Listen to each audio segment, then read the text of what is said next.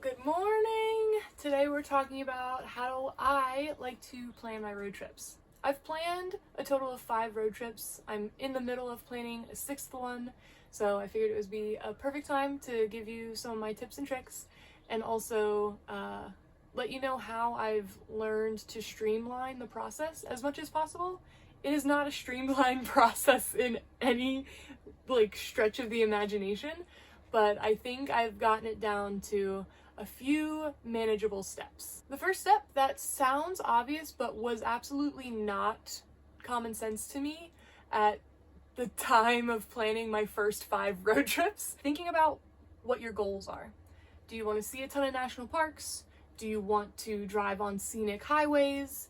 Do you want to visit the world's largest yarn ball? It could be any number of things, and it could be more than one thing as well, but narrowing that down will help you throughout the rest of this process. For step 2, I recommend getting yourself an atlas. It does not have to be brand spanking new. I've been using the same one since 2017, and it has not failed me yet, and it has definitely not failed me as much as Google Maps has. Find the page where you can see the most amount of land at one time.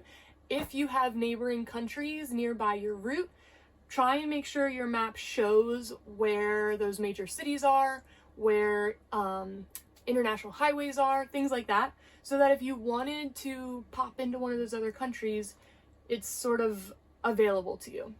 This phase is for, opening up the possibilities. Getting a look at the map as a whole sort of gives you a bigger picture instead of just a straight line from A to B. For example, I was thinking about going to Oregon, and instead of driving, I'm in Pennsylvania right now, instead of driving straight across, because I've been through a lot of these states already, I thought maybe this time, especially in the summer, it would be beautiful to go up north and through a little bit of Canada, and then coming back into Michigan because I love the Upper Peninsula of Michigan.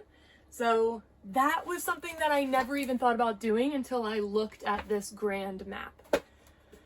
Phase 3 is probably my least favorite phase. I think we've moved from calling them steps to phases, but you're gonna have to do some research. At this point in the process, we're still looking at our route as a whole. So we're looking for what places are gonna be really busy. What places do I want to avoid? Is there any dangerous terrain or weather that I might encounter on this route? Ask around to friends, find a blog post that tells you a little bit of an insider view, maybe from someone who's already gone on a trip like this. What were the pros and cons? Skipping this step might mean that you run into a really steep incline on a hot summer day and you're one of the 10 other RVs pulled over on the side of the road. Or it could mean that you drive right past a really cool landmark that you could have taken 5 minutes and had a really awesome experience at. Okay, step 4 for me is the fun part. That is when I get to use all of the lovely travel journals that my family has gifted me over the years, and I get to decide what my points of interest are. I'm not here to recommend any specific travel books. I think that anything that you have on hand or can find, there's tons of them at the thrift store. As long as the guide suits your needs and your goals that you laid out in step 1, you're good to go. I'm a big national park person, so 2 of my guides are specific to national parks. This trip coming up, I'm going to be focusing on scenic drives, so I have one of those. I'm really excited about that. Maybe you're visiting historic sites, maybe you're doing a ghost tour or food tour. Those things are going to be a little bit harder to find, whereas a national park, you can just open your atlas and it's right there. This is another good time to utilize friends and the internet to find points of interest along your route. Okay, so we've decided on our route, we've found out what to avoid, we've found out some attractions. Now you sort of need to fill in the blanks.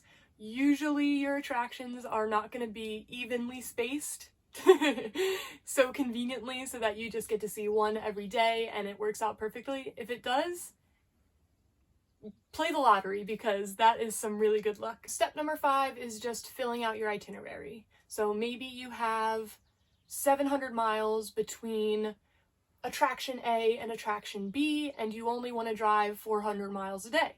You're gonna have to find something relatively halfway between those 2 things that you can either enjoy while you're there or just stop to sleep and then move right on the next day. I personally do not like to hard plan these stops. I don't like to make reservations. I don't like to tie up any money into being somewhere at a certain time because it adds a lot of stress to the process that I don't think is necessary. I will admit that at certain times of the year, in certain places that are really popular, you do need a reservation. Like if you're a national park person like I am, some parks will fill up. And if you want to stay overnight in a certain park at a certain busy time, you might have to make a reservation. That is probably going to be one of your main points of interest.